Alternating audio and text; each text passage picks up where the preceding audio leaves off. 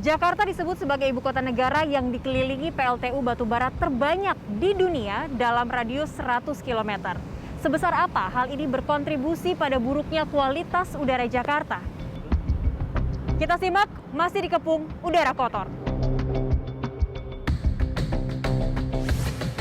Gugatan warga negara atau citizen lawsuit atas kualitas udara buruk di Jakarta yang dilayangkan 32 penggugat ke Pengadilan Negeri Jakarta 2 tahun silam akhirnya membuahkan hasil. Pertengahan September lalu, Majelis Hakim Pengadilan Negeri Jakarta Pusat menyatakan 5 dari 7 pejabat negara melawan hukum.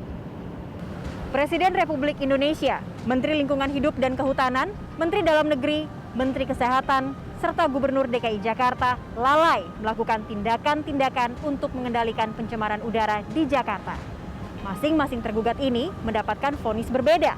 Sementara dua lainnya yang turut tergugat, Gubernur Banten dan Gubernur Jawa Barat, menjadi tanggung jawab Menteri LHK. Salah satu yang tergugat, Presiden Joko Widodo, dihukum mengetatkan baku mutu udara ambien nasional agar cukup melindungi kesehatan manusia, lingkungan, dan ekosistem. Dalam sebulan terakhir, Agustus sampai September lalu, rata-rata konsentrasi PM 2,5 pada udara kota Jakarta mencapai 47,5 mikrometer per meter kubik, alias lebih dari 9 kali lipat lebih tinggi dari batas aman WHO. Sementara itu, Menteri LHK Siti Nurbaya dihukum mensupervisi Gubernur Jakarta, Gubernur Banten, dan Gubernur Jawa Barat dalam pengetatan emisi lintas batas Provinsi Jakarta, Banten, dan Jawa Barat. Hasil Riset Center for Research on Energy and Clean Air tahun lalu mengungkapkan pencemaran lintas batas Provinsi Banten dan Jawa Barat merupakan kontributor utama pencemaran udara di DKI Jakarta. Pasalnya, dari 136 fasilitas industri terdaftar, termasuk pembangkit listrik yang berada dalam radius 100 km dari batas administratif Jakarta, 86,7%-nya terdapat di Banten dan Jawa Barat. Rinciannya, 62 di Jawa Barat dan 56 di Banten. Sisanya 16 berlokasi di DKI Jakarta sendiri, serta masing-masing 1 di Jawa Tengah dan Sumatera Selatan. Berbeda dengan Kementerian LHK yang mengajukan banding atas putusan pengadilan, Gubernur DKI Jakarta Anies Baswedan menerima vonis bersalah atas gugatan warga itu. Demi udara Jakarta yang lebih baik, cuit Anies. Tidak perlu tepuk tangan, karena itu memang sudah seharusnya. Sebab menurut catatan KREA, selama Januari hingga Mei 2020, tidak ada satupun hari dengan kualitas udara baik. Harusnya saat sedang PSBB, kualitas udara membaik. Namun yang terjadi malah plot twist. Sepanjang Maret hingga akhir Mei 2020, tercatat ada 8 hari dengan kualitas udara tidak sehat. 49 hari tidak sehat bagi kelompok sensitif dan hanya 35 hari dengan kualitas udara sedang. Menurut Air Visual, pada akhir Maret tahun lalu itu, Jakarta menduduki peringkat ke-18 sebagai kota dengan kualitas udara terburuk di dunia. Apakah polusi di Jakarta hanya berasal dari emisi lintas batas? Tentu tidak. Transportasi darat masih menjadi penyumbang polutan terbesar. CISDI mencatat kendaraan roda 2 maupun 4 yang beroperasi di jalanan Jakarta mengonsumsi sekitar 25,9 juta liter bahan bakar fosil setiap harinya.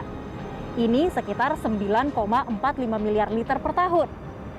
Menurut data Bappenas pada tahun 2030, emisi gas rumah kaca di Indonesia akan didominasi oleh sumber konsumsi bahan bakar fosil, yakni mencapai 57%.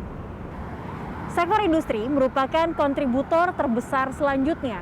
Mayoritas industri ini juga masih bergantung pada bahan bakar fosil untuk pembangkit listrik, pemanasan, dan air panas.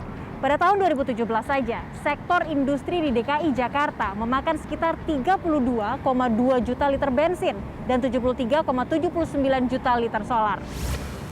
PLTU batubara yang menjadi salah satu sumber emisi lintas batas juga merupakan salah satu penyebab polusi udara terbesar.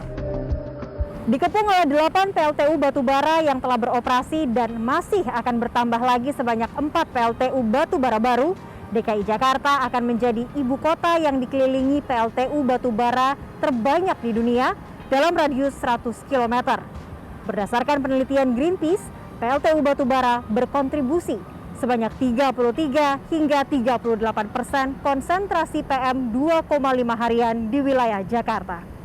Yuyun Ismawati, aktivis lingkungan yang merupakan salah satu dari 32 warga penggugat, khawatir akan resiko penyakit yang bisa diderita generasi mendatang akibat polusi udara. Bagi dia, bonus demografi yang seharusnya bisa didulang Indonesia pada 2030 hingga 2045 hanya ilusi jika generasi penerus malah penyakitan karena polusi udara. Kekhawatiran Yuyun beralasan pemodelan KREA menunjukkan pencemaran udara lintas batas bertanggung jawab atas sekitar 1.400-an kematian di Jabodetabek setiap tahunnya akibat PM 2,5. Polutan ini punya dampak negatif terhadap kesehatan dan menjadi penyebab berbagai penyakit.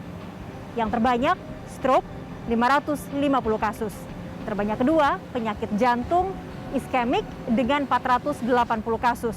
Sisanya seperti saluran infeksi pernafasan bawah pada bayi, penyakit paru-paru, serta penyakit kardiovaskular lainnya yang total mencapai 270 kasus. Dan jika data tadi tidak mampu menyentuh hati Anda, barangkali data terkait uang ini bisa.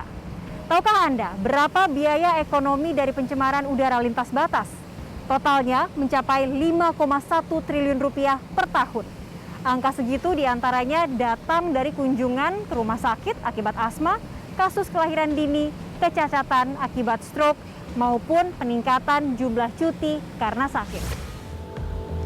Kita semua punya andil untuk merawat lingkungan tempat tinggal kita, apalagi pejabat negara. Kita sebagai makhluk yang berakal punya tanggung jawab besar merawat planet kita. Jangan kabur dari tugas besar itu.